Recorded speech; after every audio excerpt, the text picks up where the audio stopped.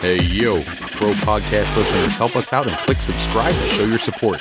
And don't forget to check out the Patreon page at www.patreon.com/ProWrestlingPodcast if you want to become a patron contributor to this podcast. All sorts of prizes available for those who want to sponsor the podcast, all the way from name shoutouts in the credits, all the way up to broadcasting live with me in a live episode. Hello everyone and welcome to this episode of the Pro Wrestling Podcast. This episode is jam-packed, loaded with all the news and rumors. There is a lot to get to.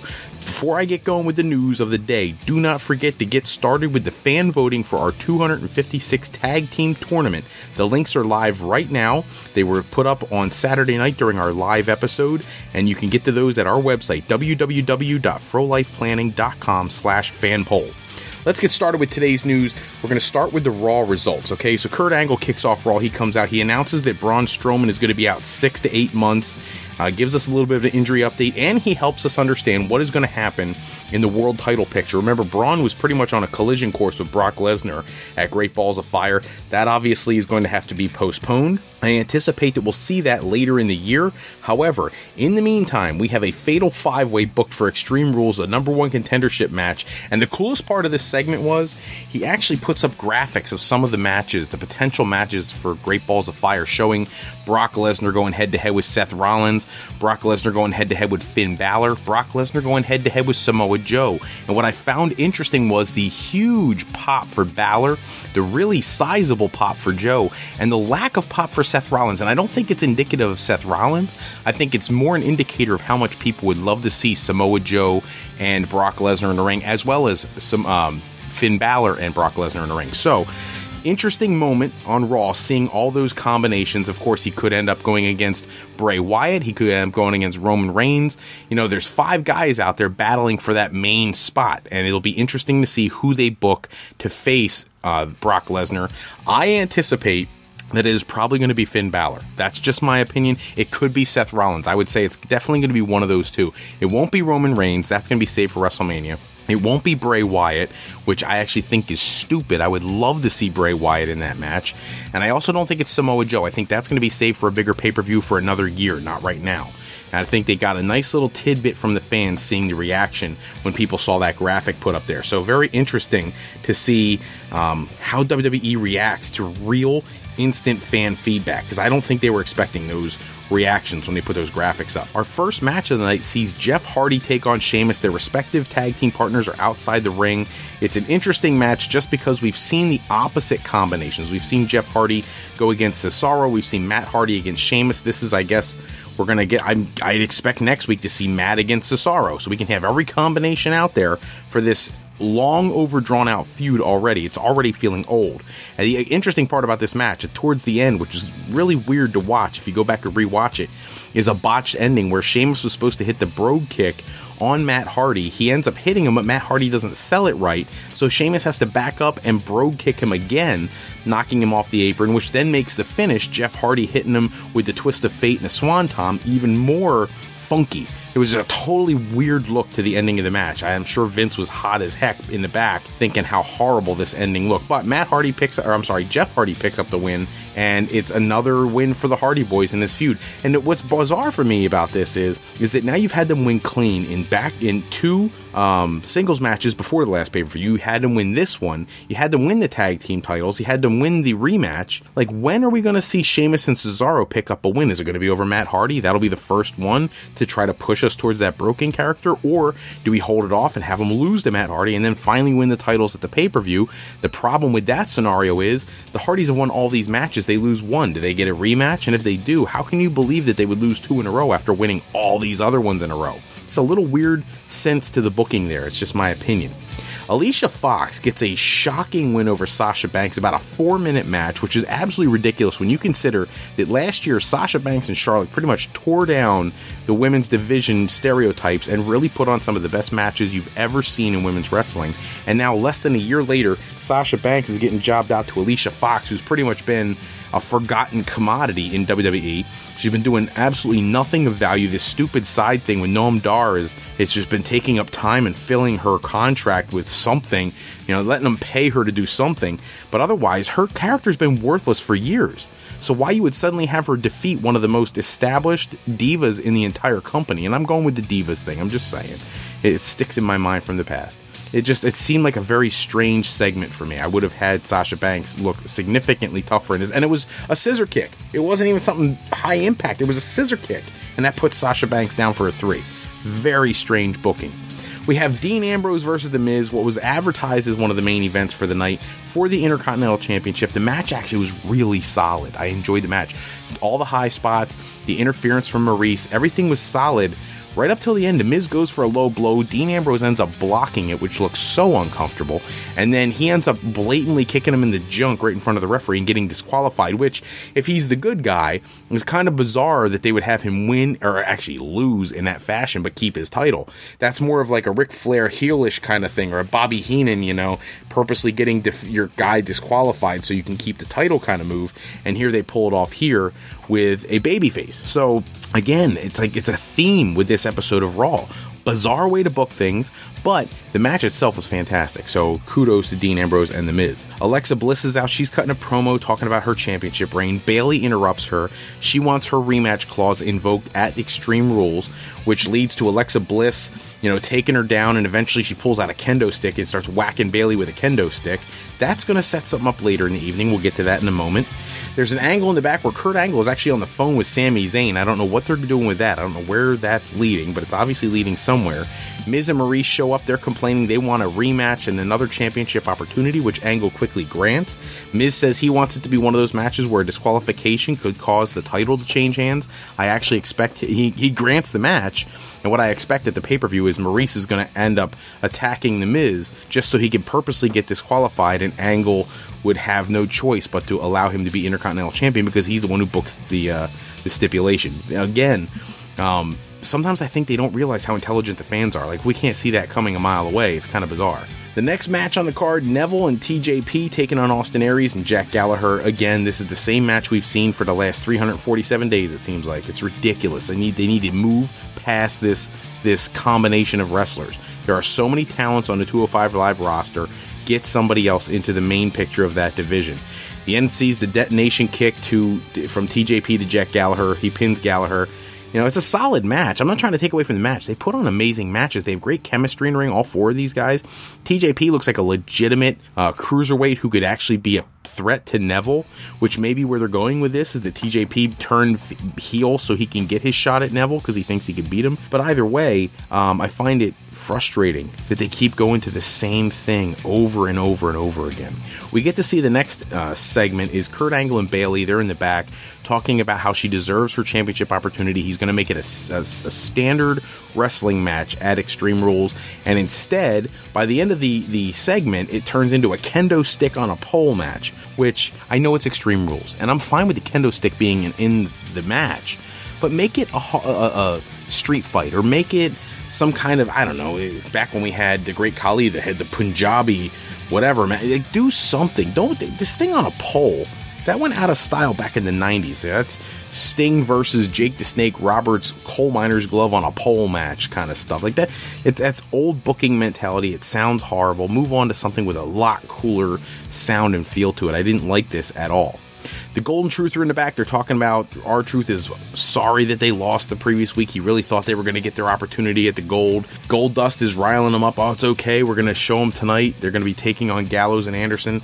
And they cut that segment, but it sounds like they were going to give a good push to the Golden Truth, and I would love that. The next match we see is Roman Reigns. He battles Finn Balor. This is a killer match, main event quality for a pay-per-view, and they gave it away for free, and I'm okay with it because they really need to start bringing up some viewership. Their viewership has been in the toilet lately. This match delivered. I am so tired of hearing people complain about Roman Reigns. That guy can go. He's a premier talent on the roster. He's an amazing wrestler. It's time for people to start understanding that. Get over your frustrations that Vince wants to push this guy to the moon. That is not Roman Reigns' fault. That's Vince McMahon's fault. If you want to boo somebody, boo Vince McMahon. Don't boo Roman Reigns. Roman Reigns is doing exactly what he's supposed to do, what he's told. He's performing in the ring night in and night out. He's selling injuries. He's putting on storylines that are intriguing and interesting, and he's doing everything right. And people keep slaughtering this guy whenever he speaks or comes out. What do you want the guy to do? Oh, okay, we want you to defeat The Undertaker at WrestleMania. Oh, I'm sorry, Vince, I can't do that. I know you're going to push me and pay me like a main eventer, but I can't beat The Undertaker. That would be a horrible idea. It's WrestleMania. Well, you either do this or I'm not going to give you a position on the roster. Never mind, I guess I'll beat The Undertaker. I mean, like, what is he supposed to do? People act like he booked these storylines. He had nothing to do with the storyline. Roman Reigns does everything he's supposed to do. There was even an article out this week where John Cena spoke about how Roman Reigns, he has no problem with Reigns calling it his yard because he's doing the kind of things that John Cena did back in 05, 06, and 07. And it's true. Roman Reigns is a company guy. He's doing what he's supposed to do, and he's doing it well. Start giving the guy the respect he deserves. Have an open mind instead of a closed mind. And to some of my most loyal listeners out there, I'm very proud to say a lot of the listeners to this podcast very much pro Roman Reigns, and I appreciate that because he deserves it. On the flip side, Roman Reigns gets the win here clean, and I'm a huger Finn Balor fan, and I really didn't want to see Finn Balor take a clean pinfall yet. I thought that it would have done Finn Balor's career a lot of justice by getting a win, even if it was disqualification, when you could have had somebody like Bray Wyatt come out and cause the disqualification so that Finn Balor doesn't get a clean pinfall loss. I didn't like that part of it, but the match itself, fantastic. The next segment of the night is actually the coolest segment of the entire show. The Golden Truth are out. They're getting ready for their matchup.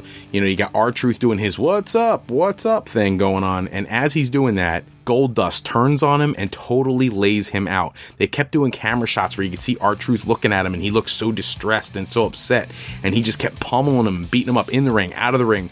Awesome segment. And then he did his classic Goldust pose, which I thought was an awesome throwback to a nostalgic feel of a time when Goldust was a relevant superstar.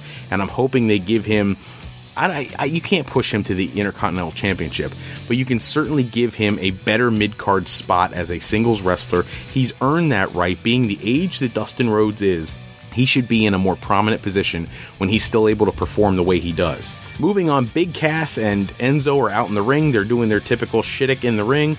Titus O'Neil and Apollo Crews are out. Everybody's under the impression that Big Cass is taking on Apollo Crews. That is not the case.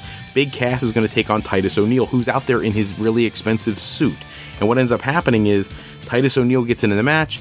Big Cass ends up beating him really quickly. You know, Titus O'Neil at one point takes a belt off. He's going to beat him with a belt. Enzo distracts him a little bit. He takes a boot to the face and gets pinned. And then in the ring, the coolest part of the match is Enzo's trying to take a selfie with Titus O'Neil laid out on the floor. And Apollo Crews is telling him, he's like, knock it off, man. Leave him alone. And he wouldn't leave him alone. So Apollo Crews hits an enziguri to the back of the head, knocks him down, which teases a heel turn for Apollo Crews. But Apollo Crews wasn't doing it out of anger, frustration like Cesaro and Sheamus. He was doing it because they were disrespecting Titus O'Neil. So I don't necessarily feel like he's turning heel. I almost feel like they're in some way elevating Titus O'Neil a little bit, maybe to the babyface side of things, which I'd be okay with a Big Cass and Enzo turn to the dark side. I really would. The final match of the night, Seth Rollins facing Bray Wyatt. Again, a solid main event, a decent match, one we haven't seen for a little while. Rollins ends up getting the disqualification win because Samoa Joe, for the 900th time in 3 months, comes out and attacks Seth Rollins. Like, can we please get past these sneak attacks? It is some of the worst booking I've ever seen. I'm not surprised if people turn off the wrestling shows at the end of their shows because they all end the same way every week. Every week. You know, why do you have to have Samoa Joe jump this guy? Have the match finish. If you're going to have a DQ, just have him jump up on the apron and like waffle him with a chair or something. Get the DQ, but don't have this full-on assault outside the ring. Because at this point, either Seth Rollins has brain damage and he can't figure out that this guy's going to do this even though he's done it 300 times, or the fans are just you're implying the fans are stupid, and we're not. We're very intelligent. We're smart to the business.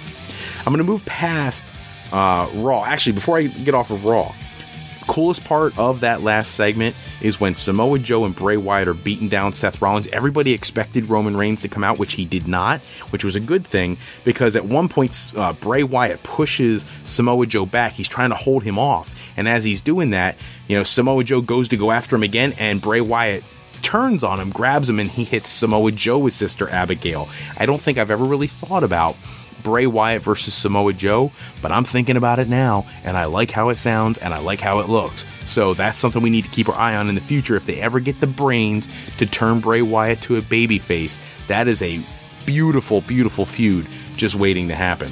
One of the big announcements today was from Pro Wrestling Syndicate. They have a big card coming up, and there's a couple matches of interest on the card, and I wanted to give those a shout out to people who want to try to find them available online to stream their show. Pro Wrestling Syndicate is going to have what they are calling a dream match between the man known as Vader taking on Sabu. That's a match I don't think has ever happened anywhere else. I'll be very curious to see how that turns out. Vader at his age and Sabu with his knees the way they are, I'm sure neither one of them is going to move around the ring the way they used to, but I'll still be interested to see the two of them in the ring. Both have a reputation for being able to get very physical, but they both have great crowd response, and it'll be cool to see that. Also on the card, there's going to be a triple threat dream fight between Matt Tremont, Nick Gage of CZW fame, and New Jack from ECW fame. That'll be a very cool, I'm sure bloody bloodbath. So it'll be cool to see that. Matt Cross is going to take on MVP.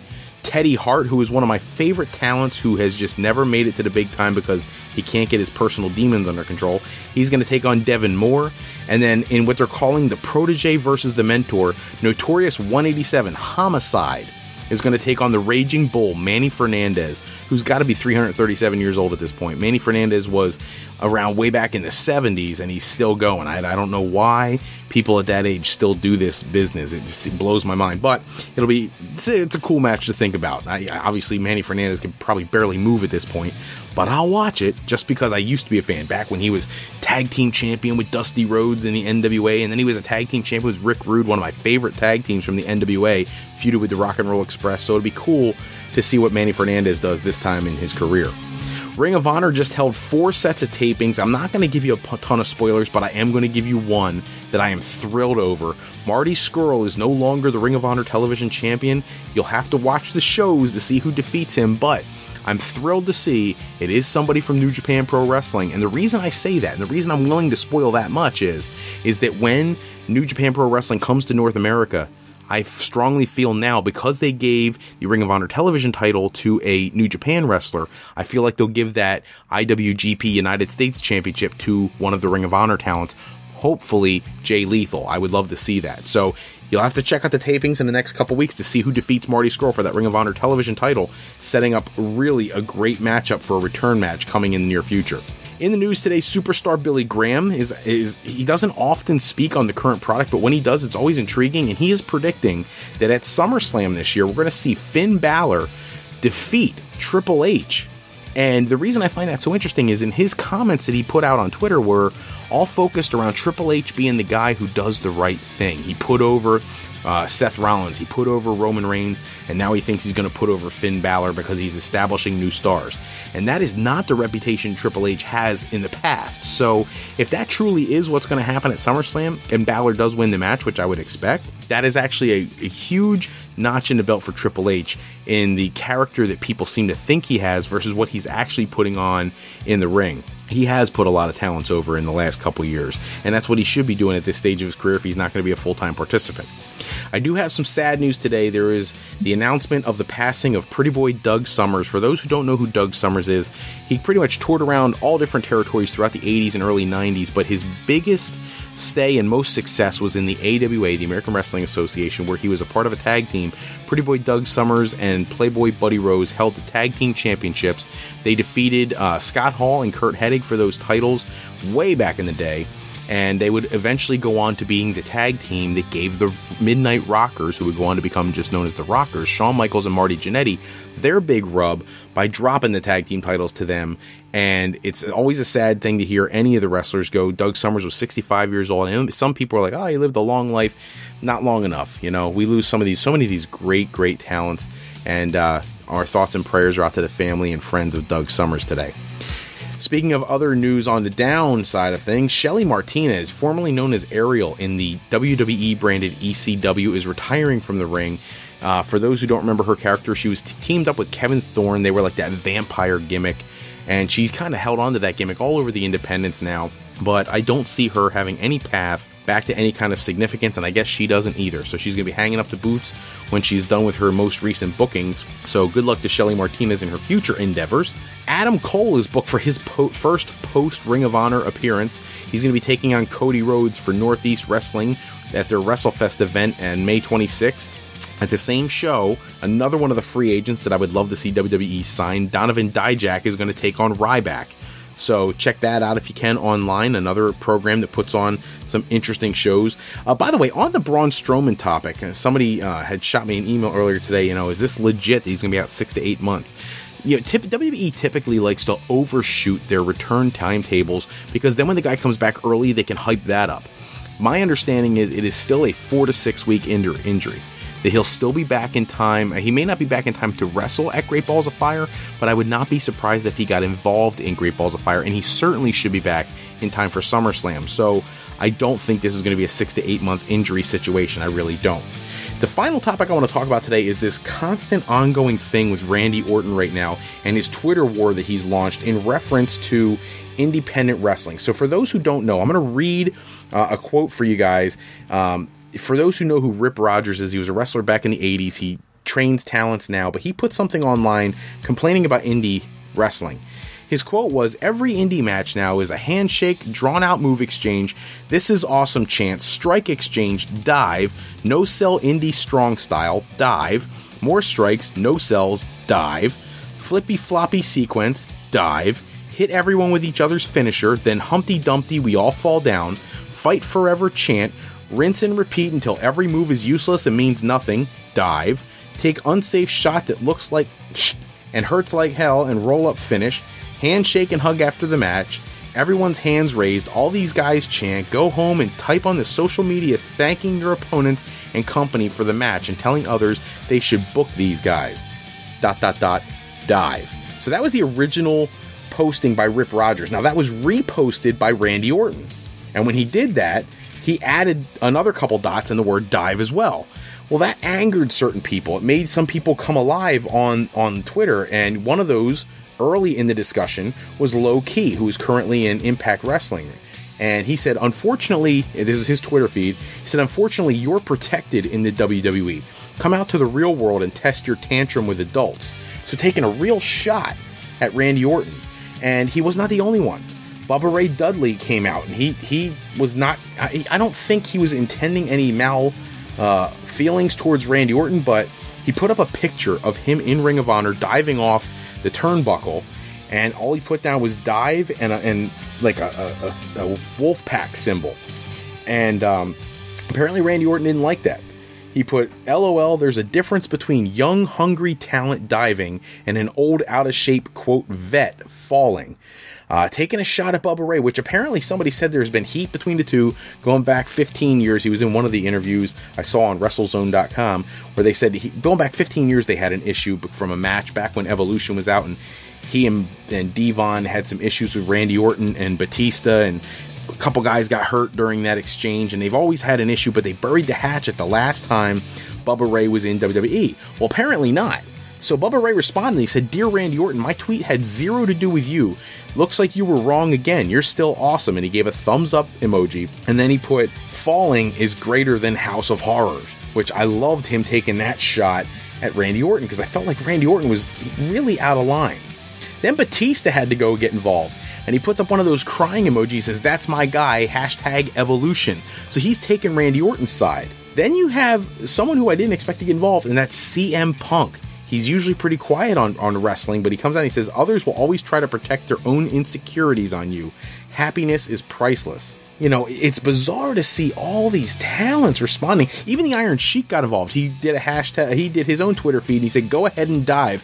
I beat the F out of you either way." You know, it got garnered so much attention, these comments by Randy Orton. Randy Orton actually, and I cannot find it right at the moment, but he actually put out another tweet shortly after. And in his tweet, he pretty much was putting out an apology. And in his apology, actually, before I get to Randy Orton's response, Bubba Ray put out one more and he said, "Tonight I worked the Ring of Honor TV tapings in the same bingo hall I started in 22 years ago, and I couldn't be happier. Thumbs up, smiley face emoji," and he put ... dive, which I found to be very entertaining. And then Randy Orton had to go and sound off again. And Randy Orton goes out and he says, "Sorry to the indie marks, indie guys and old timers who dives took offense. I just having a good time over a few drinks in Denmark, closing the SmackDown Live tour, while beating Raw and making over $5 million in the last 11 shows. Now I know some of that doesn't equate to a standing room only crowd of 150 people paying $8 at an armory somewhere, but in the big boy world, that's called putting asses in seats. So enjoy your flips, dives, and 20 super kicks per match, to each their own. I will go dive back into my 13th title run and get ready to flip when my bank statement comes in this month. ... headlock. And that came right after he said, I really need to issue an apology. So, and the Young Bucks actually popped in and said, apology accepted. What I found to be fascinating about all of this is all this back and forth banter, and it's really like all the indie guys hate Randy Orton, but then one of the most respected people in wrestling right now, Will Ospreay, his reaction was, I thought it was really funny. I do agree a bit, quite a lot of it. I do feel like wrestling has become very similar, and there's like some quotes trying to say in style, but just listen to that crowd from New York. It is the format, and everyone was going insane. I don't know what to say, but dive. And then he released a t-shirt with ... dive on it. So, you know, this has been going on for days now. It's something that we should keep our eye on, because I feel like WWE already doesn't give enough respect to the independent world. You could go, and for anybody who didn't tune into the Johnny Mantell interview, he has the same opinion. You could find better wrestling in the independents than you find any Monday night on Raw. Because Vince McMahon and the WWE put so much creative handcuffs on their talents that they don't get to showcase their true talent. And in the independents, you can go to a booker and you can give them an idea and tell them what you want to do, and they respect you enough to let you do it. The Young Bucks were just having an interview last week where they were talking about that. It's one of the reasons they don't want to go to WWE. Because if they go to WWE, they lose all that creative freedom to come up with great ideas, present them to the bookers, and have the bookers respect them enough to let them run with their ideas. And in a lot of ways, you know, what Randy Orton said is not untrue. They are a ton of high spots. I can't tell you the last time I turned on a match from a Progress Wrestling or an ICW or a XWX or New Japan Pro Wrestling, Lucha Underground, where everything isn't flip, dive, super kick, you know, high spot, you know. This is what Vader was complaining about after the Will Ospreay Ricochet match last year. But the truth of the matter is that he's right. But people don't care. People aren't watching just to see wrestling like Randy Orton. There are lots of flavors to wrestling. Ricochet had a comment out, and I don't have it up on screen, I apologize, but Ricochet had the same feeling. Like, there's all these different styles of wrestling. Some people really like all those high spots, and they like the no-selling. Other people find the no-selling to be a problem. I'm one of them. I actually would like more traditional wrestling. But in certain other people's defense, Randy Orton is not exactly the classic wrestler. When was the last time you saw somebody, I shouldn't say when was the last time, when did you ever see Ric Flair grab a guy from outside the ring, drape his legs over the middle turnbuckle, and DDT him in the middle of the ring? When was the last time you saw half of that? When did you see Ric Flair burn down a house? Or, you know, do all the things that Randy Orton did to Bray Wyatt during their feud? That didn't happen either. So for Randy Orton to be that much of an elitist, to think that his brand of wrestling is the only true brand of wrestling, that's a problem. Because he's ignorant to the fact that there's a lot of other types of wrestling out there, and people like different things. And maybe if he embraced that and offered to put over some of those talents and really elevate their game, you can actually bring more attention to WWE, because then you have an opportunity. For example, next year when his contract's up, Kenny Omega needs to decide what he wants to do. Does he want to stay in New Japan, or is he going to come to WWE?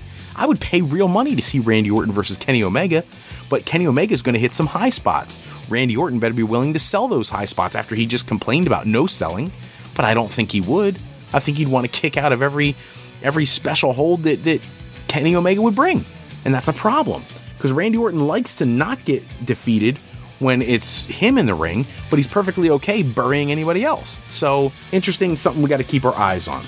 Don't forget to start with that fan voting. The 256 Tag Team Tournament is live now. Go to frolifeplanning.com/fanpoll right now and get those votes in. Voting will close on Thursday night. Go to our Patreon page if you want to become a patron of the Fro Wrestling Podcast. Patreon.com/Fro Wrestling Podcast. We would appreciate anybody who can offer support to the podcast.